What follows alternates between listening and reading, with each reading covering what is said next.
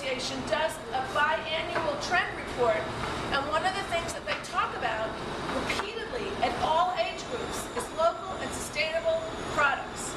Not necessarily organic, not necessarily all natural. They want local and sustainable food, that they know where it comes from.